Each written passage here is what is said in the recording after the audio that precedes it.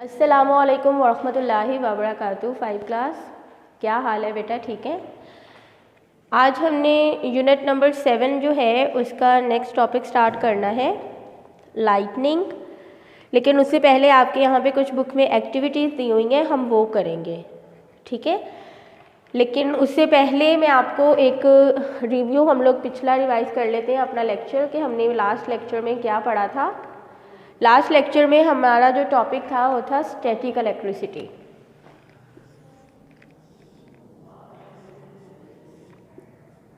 Static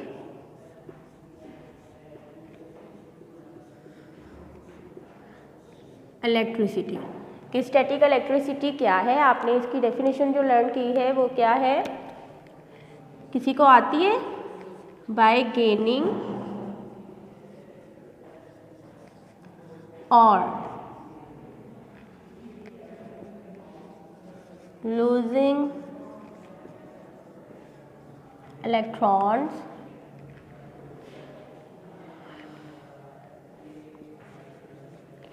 the object can be charged, and this is called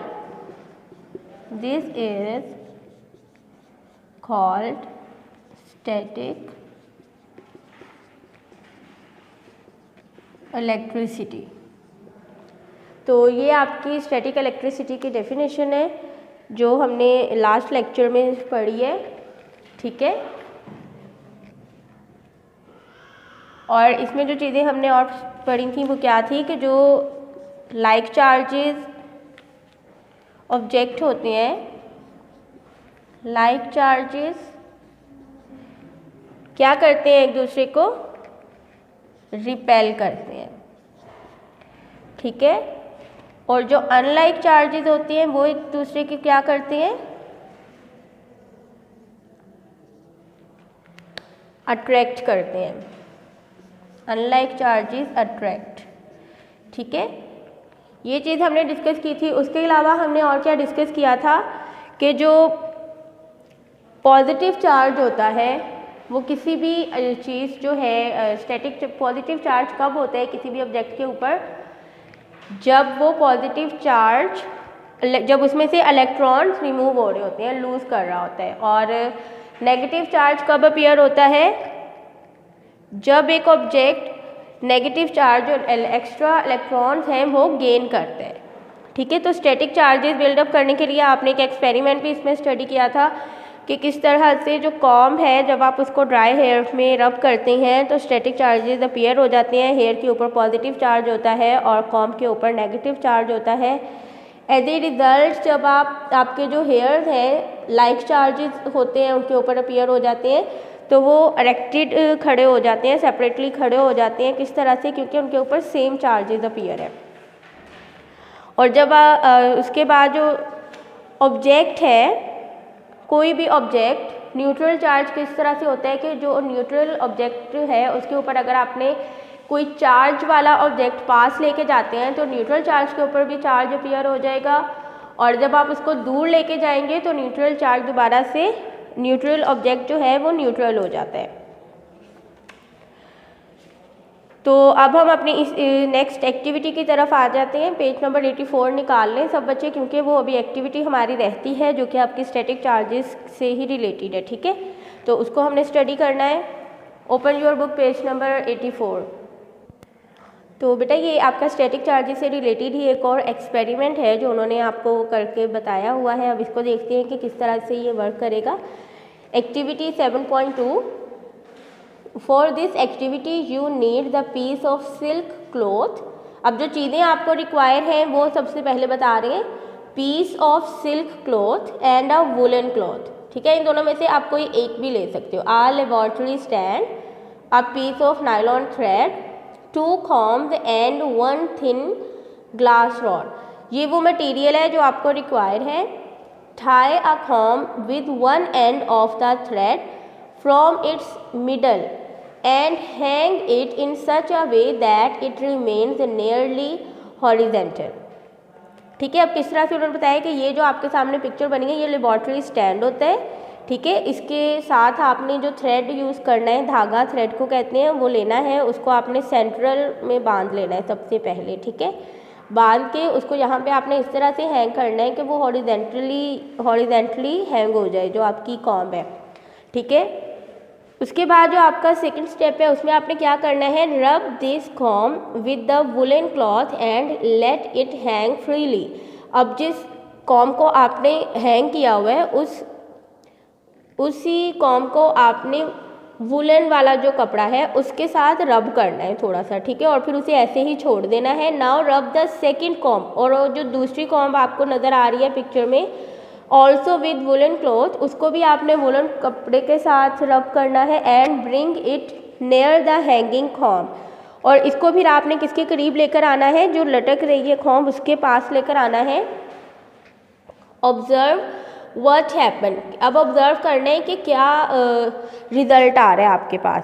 तो इसका क्या result आएगा कि आपने दोनों कॉम्ब्स जो हैं उनको एक ही कपड़े के साथ सेम थिंग दे और उनको सेम चीज़ के साथ आपने क्या किया है, रब किया है। जब आप उनको सेम के साथ रब करेंगे सेम चीज़ को, तो उनके ऊपर ऑलमोस्ट दोनों के ऊपर सेम चार्जेस अपीयर हो जाएंगे, जिसके रिजल्ट में वो एक दूसरे को क्या करेंगी, रिपेल करेंगी, ठीक है। और अब सेकंड देखें, सेकंड में उन्होंने आपको क्या कहा है कि now take the glass rod and rub it with silk cloth. अब कह रहे हैं कि अब आपने जो रॉड एक लिया था, रॉड लिया हुआ है ग्लास रॉड, उसको आपने यूज़ करना है और उसको आप रब करेंगे सिल्क क्लॉथ के साथ। Bring it near the hanging comb, और उसे जो कॉम्ब लटक रही है उसके करीब लेकर आना है। एंड ऑब्जर्व व्हाट हैपन्स, तो देखना है कि अब उसके साथ क्या हो रहा है। तो यहाँ पे आपने जो ग्लास रॉड है उसको किसके साथ रब किया है कि किसी दूसरे ऑब्जेक्ट के साथ, मीन के सिल्क के साथ, सिल्क क्लॉथ के साथ आपने किया है। तो डेफिनेटली इसके ऊपर जो चार्ज अपीयर हुए होंगे वो दूसरे कोई माइनस चार्ज अपीयर हुआ होगा, ठीक है। तो जब आप इसको कॉम्ब के पास लेकर आएंगे तो डेफिनेटली ये दोनों एक दूसरे की तरफ क्या होंगे, अट्रैक्ट करेंगे, क्योंकि यहाँ पे इस सेकंड हमारा जो एक्सपेरिमेंट हम उसमें कर रहे हैं, एक्टिविटी कर रहे हैं, इसमें अनलाइक चार्जेस एक दूसरे के ऊपर चार्ज हैं जिसकी वजह से वो एक दूसरे को अट्रैक्ट करेंगे, और यहाँ पे सेम चार्जेस हैं तो वो एक दूसरे को रिपेल करेंगे। अब कह रहे हैं कि from your observation can you guess about the nature of the charge on the comb and the glass rod, कि आप ग्लास रॉड और उसकी नेचर को इस बारे में, इसके सेकंड वाली एक्टिविटी के बारे में बात कर रहे हैं कि आपको पता चल जाएगा कि दोनों के ऊपर क्या है, आप इस चीज़ से क्या ऑब्जर्व कर रहे हैं, ठीक है। अब नेक्स्ट पेज 85 के ऊपर भी स्टैटिक चार्जेस से रिलेटेड ही एक्टिविटी है। Take a balloon filled with air, ये एक्सपेरिमेंट आप इजीली घर में भी कर सकते हैं और इसको आपने एक्टिविटी को घर में सब बच्चियों ने लाजमी करना है और फिर मुझे रिज़ल्ट भी बताना है कि क्या ये एक्टिविटी वर्कआउट की है या नहीं। डेफिनेटली ये करती है, ये आपने करनी है खुद से, ठीक है। ये आपने सेल्फ टेस्ट करना है स्टैटिक इलेक्ट्रिसिटी का कि किस तरह से स्टैटिक इलेक्ट्रिसिटी वर्कआउट करती है। चलें अब इसको देख लें कि क्या करना है आपने। Take a balloon filled with air, balloon लेना है और उसके अंदर हवा भरनी है। Rub it against your hair, और उसको अपने बालों में रब करना है इन वन डायरेक्शन ओनली। जब आपने रब करना है तो ऊपर नीचे की तरफ रब नहीं करना, आपने जस्ट उसको वन डायरेक्शन, ऊपर से अगर नीचे की तरफ एक दफ़ा रब किया है आपने तो नेक्स्ट टाइम भी, नेक्स्ट स्टेप में भी आप उसको ऊपर से नीचे की तरफ ही रब करेंगे। वन डायरेक्शन का मतलब ये है कि एक ही डायरेक्शन में आपने उसको रब करना है। And bring it near the wall, जब बालों के अंदर रब कर लेंगे तो उसको फिर कहाँ पे लेके जाना है, दीवार के करीब लेके जाना है। Your hair will be raised up, कि आपके जो बाल हैं वो खड़े हो जाएंगे। And the balloon will stick with the wall, ये तब होगा जब आप उसको बैलून को अपने बालों से दूर करेंगे तो आपके बाल खड़े हो जाएंगे, क्योंकि उनके ऊपर चार्ज जो है वो सेम चार्ज अपीयर होगा। और जो वॉल के पास जब आप लेके जाओगे बैलून को तो वहाँ पे क्या होगा, बैलून जो है वो वॉल के साथ लग जाएगा, चिपक जाता है। किस वजह से स्टिक हो जाएगा, किस वजह से कि उसके ऊपर अनलाइक चार्जेस हैं दोनों के ऊपर। Why does all this happen, कि ये क्यों हुआ है, इसका आंसर आप क्या राइट करेंगे कि जो अनलाइक चार्जेस हैं वो एक दूसरे को अट्रैक्ट करते हैं और जो लाइक चार्जेस होते हैं वो एक दूसरे को रिपेल करते हैं, ठीक है। तो अब हमारा जो नेक्स्ट टॉपिक है आज का वो है लाइटनिंग। लाइटनिंग को पढ़ने से पहले आपने ये भी उसी की एग्जाम्पल है स्टैटिक इलेक्ट्रिसिटी की। लाइटनिंग जो है किसकी एग्जाम्पल है? स्टैटिक इलेक्ट्रिसिटी की, स्टैटिक चार्जेस की, कि किस तरह से लाइटनिंग जो है वो प्रोड्यूस होती है जब बादल आपस में गरजते हैं। लेकिन उससे पहले आपको पता होना चाहिए कि क्लाउड फॉर्मेशन कैसे होती है। ओके, तो सबसे पहले लाइटनिंग को स्टार्ट करने से पहले हम किस चीज़ को डिस्कस करेंगे?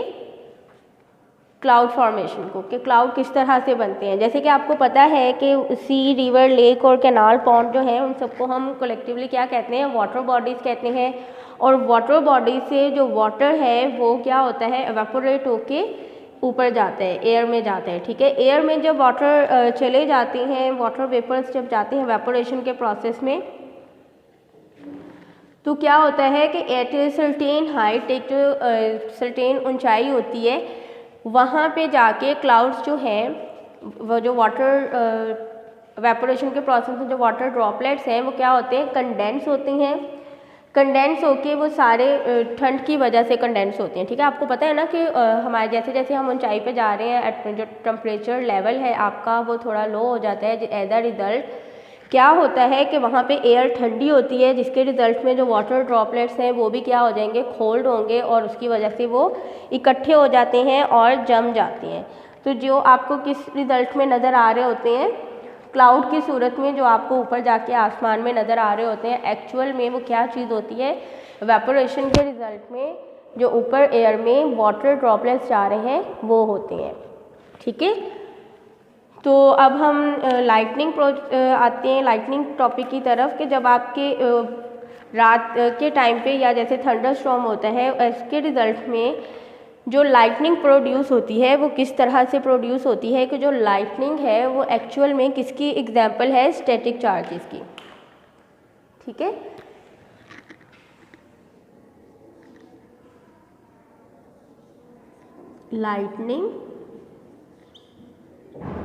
लाइटनिंग एक्चुअल में क्या है? Lightning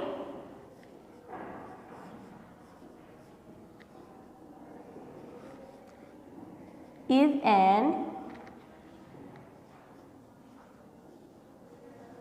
example of static charges. अब जो स्टैटिक चार्जेस हैं वो किस तरह से किसी भी ऑब्जेक्ट के ऊपर बिल्ड होते हैं, ये आपने पढ़ा है कि when two objects rubbed against each other, static charges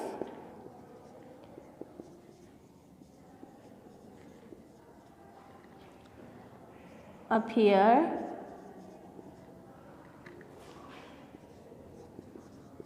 on these objects. के स्टैटिक चार्जेस जो है वो उन ऑब्जेक्ट्स के ऊपर क्या हो जाएगा? अपीयर होता है जब वो आपस में रब करते हैं। अब जो क्लाउड हैं, क्लाउड्स के जो पैचेस हैं ड्यूरिंग देयर मूवमेंट, जब वो एक दूसरे की तरफ रब करते हैं, मूव कर रहे होते हैं, जब वो रब होंगे एक दूसरे के साथ, तो उसके रिजल्ट में क्या होगा कि चार्ज, उसके ऊपर चार्ज अपीयर हो जाता है क्लाउड पैचेस के ऊपर। ठीक है, जब वो बहुत ज़्यादा कंटिन्यूसली रब कर रहे होते हैं, पास होते हैं क्लाउड पैचेस, वो कंटिन्यूसली एक दूसरे के साथ रब होते रहते हैं, तो उसके रिजल्ट में उनके ऊपर जो स्टैटिक चार्जेस की अमाउंट है वो भी क्या होती जाएगी? इंक्रीज़ होती जाएगी। कि जितना ज़्यादा वो एक दूसरे के साथ रब कर रहे हैं उतना ज़्यादा उनके ऊपर स्टैटिक चार्जेस जो है वो अपीयर होते रहते हैं, इंक्रीज़ हो जाते हैं। और जब दो चीज़ें आपस में कंटिन्यूसली रब हो रही हैं तो उनके ऊपर क्या होगा? ऑपोजिट चार्जेस अपीयर हो जाते हैं। ठीक है, ऑपोजिट चार्ज जब उनके ऊपर कंटिन्यूसली रब होके आ गए हैं तो दो ऑपोजिट चार्जेस वाले क्लाउड जब आपस में टकराते हैं, टकराने के लिए आपकी बुक में जो वर्ड यूज़ किया गया है वो है यहाँ पे कोलाइड। कि जब दो ऑब्जेक्ट्स जो हैं वो आपस में कोलाइड करते हैं, as a result of collide एक फ्लैश लाइट अपीयर होती है और उसके साथ एक साउंड भी अपीयर होती है, एक जिसको हम क्या कहते हैं? थंडर कहते हैं। ठीक है, कि फ्रीक्वेंट रबिंग जो है क्लाउड्स की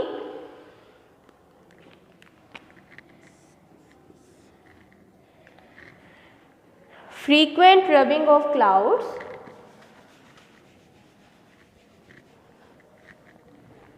क्या प्रोड्यूस करती है, स्टैटिक चार्जेस की अमाउंट जो है वो भी इंक्रीज हो जाती है। Frequent rubbing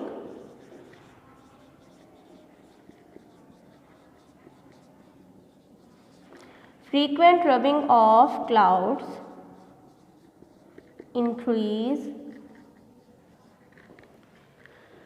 frequent rubbing of clouds increase the amount of static charges.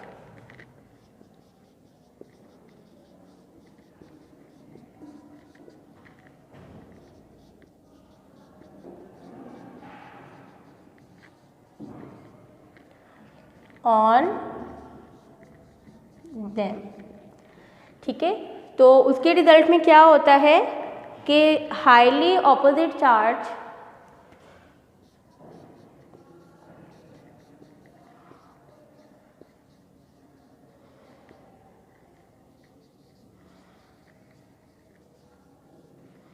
Highly oppositely charge cloud जब कोलाइड करेंगे आपस में, collide, a flashlight appears.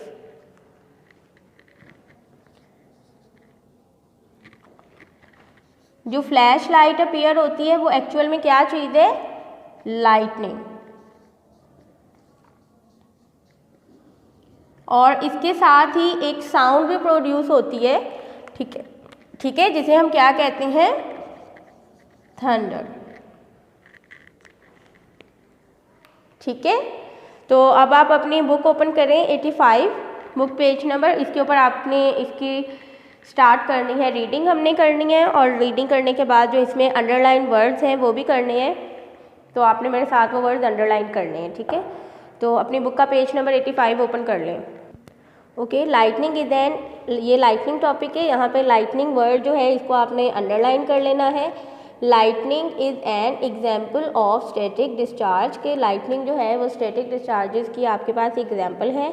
The patches of cloud during their movement rub against each other, कि जो clouds के patches हैं वो जब मूवमेंट के दौरान एक दूसरे के अगेंस्ट रब होते हैं, as a result huge amount of static charges appear, तो उसके रिजल्ट में क्या होता है कि स्टैटिक चार्जेस की एक बड़ी अमाउंट जो है वो अपीयर हो जाती है, कहाँ पे, on the cloud patches, clouds के ऊपर। ठीक है, frequent rubbing of clouds increase the amount of static charges on them, अब जब लगातार जो क्लाउड है वो एक दूसरे के साथ रब होते रहेंगे तो एज अ रिजल्ट क्या होगा, स्टैटिक चार्जेस भी उतने ही ज़्यादा उनके ऊपर अपीयर हो जाते हैं।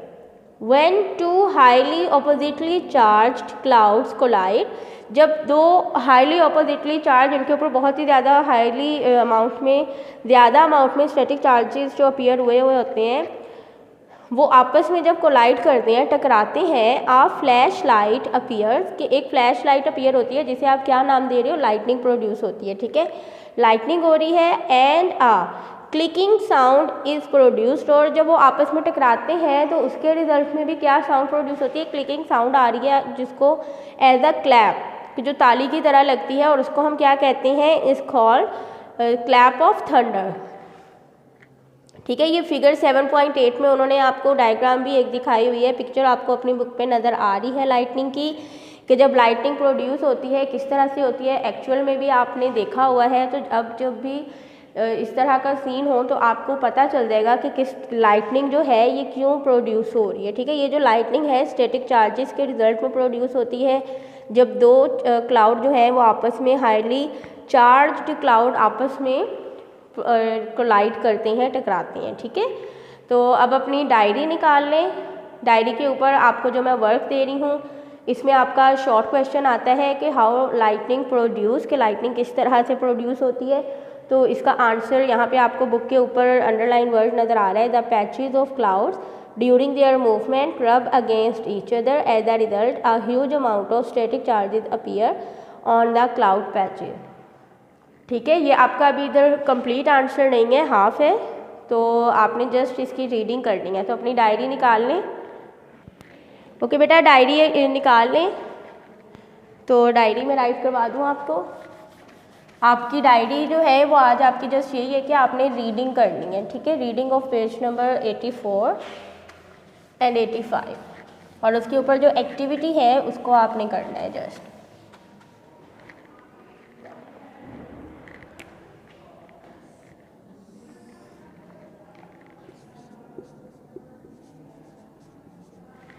Science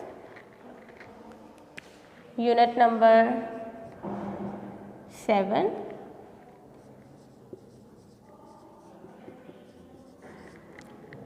reading of page number 84 and 85। ठीक है, ओके बेटा, अल्लाह हाफिज़।